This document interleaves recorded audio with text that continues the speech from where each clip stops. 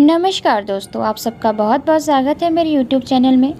चलिए आज हम जानेंगे कुछ ऐसे श्राप, रामायण में कुछ ऐसे श्राप जिससे रामायण की कहानी जो पलट दी थी। चलिए वीडियो शुरू करते हैं। पहले किसी भी भक्ति से प्रसन्न होकर देवताओं या ऋषि मुनियों द्वारा मनुष्य को वरदान दिया जाता था। क्रोधित होने पर श्राप देने जैसी प्रथा भी इसी समाज का हिस्सा थी।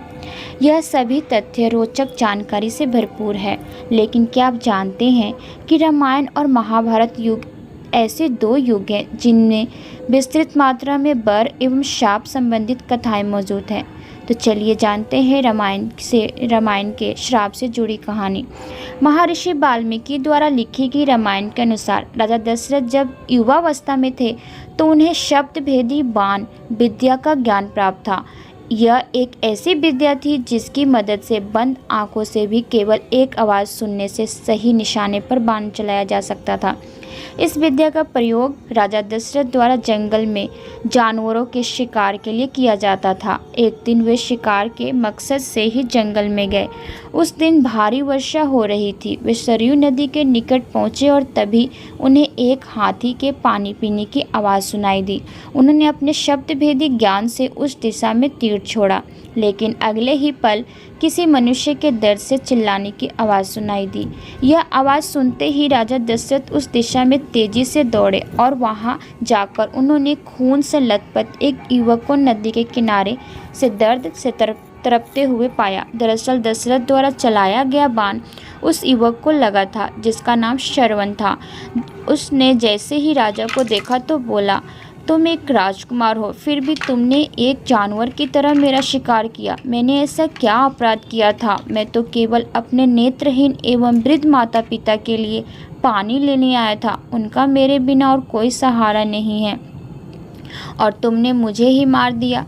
जाओ, अब मेरे माता पिता को तुम ही मेरे मरने की खबर सुनाओ। यह सुनकर राजा दशरथ उस स्थान पर पहुंचे जहां श्रवण के माता पिता अपने पुत्र का इंतजार कर रहे थे। कुछ हिम्मत एकत्रित कर उन्होंने श्रवण की मृत्यु की खबर उन्हें सुनाई। यह खबर सुन श्रवण के पिता ने राजा दशरथ को श्राप दिया और कहा, जिस प्रकार आज अपने पुत्र की मृत्यु से मैं तड़प रहा हूँ, ठीक इसी प्रकार तुम भी अपने पुत्रों से अलग हो जाओगे और उनके वियोग में मर जाओगे। इस श्राप ने वर्षों बाद अपना असर दिखाया। जब श्री राम अपने अनुज लक्ष्मण के साथ वनवास चले गए और उनके पीछे से राजा दशरथ का राम से बिछोड़ने का कारण स्वर्गवास हुआ। अगली कहानी भी रामायण युग से जुड़ी है। श्री राम, जिन्हें भगवान विष्णु का 7वां अवतार माना जाता है, उन्हें एक अप्सरा द्वारा श्राप दिया गया था। वह अप्सरा वालिन वानर की पत्नी थी। यह तब की बात है जब सुग्रीव वानर, जो कि श्री राम के प्रिय मित्र थे, उन्होंने भगवान राम से मदद मांगी। सुग्रीव और बाली के बीच युद्ध हुआ जिसमें भगवान राम ने बाण के द्वारा बाली की मृत्यु कर दी। बाली को मरा हुआ देख उसकी पत्नी तारा ने श्री राम को कोसा और उन्हें श्राप दिया। श्राप के अनुसार भगवान राम अपनी पत्नी सीता को पाने के बाद जल्द ही खो देंगे। उसने यह भी कहा कि अगले जन्म में उनकी मृत्यु उसी के पति के द्वारा हो जाएगी। अगले जन्म में भगवान विष्णु ने श्री कृष्ण के रूप में जन्म लिया था और उनके इस अवतार का अंत एक शिकारी जो कि बाली का ही रूप था, उसके द्वारा किया गया था। अगली कथा भगवान श्री राम के परम भक्त हनुमान जी की है। जब वे बालावस्था में थे, माना जाता है कि हनुमान बचपन में काफ़ी शरारती स्वभाव के थे।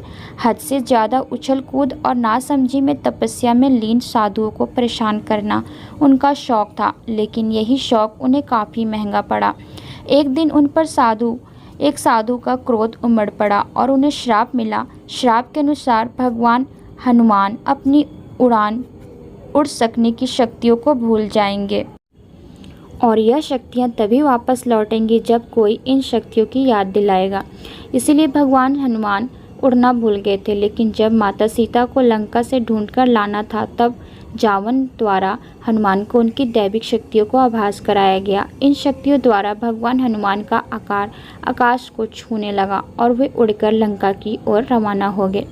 केवल भगवान हनुमान ही नहीं अपितु उनकी माता को भी श्राप भोगना पड़ा था। मान्यता है कि अंजना, जो कि भगवान हनुमान की माता थी और एक मादा बानर भी थी, लेकिन पौराणिक कथा के अनुसार एक अप्सरा थी। उनका अप्सरा से बानर बन जाने का कारण कुछ और नहीं बल्कि एक श्राप ही था। उम्मीद करती हूँ वीडियो पसंद आएगा। चलिए मिलते हैं अगले वीडियो में। धन्यवाद।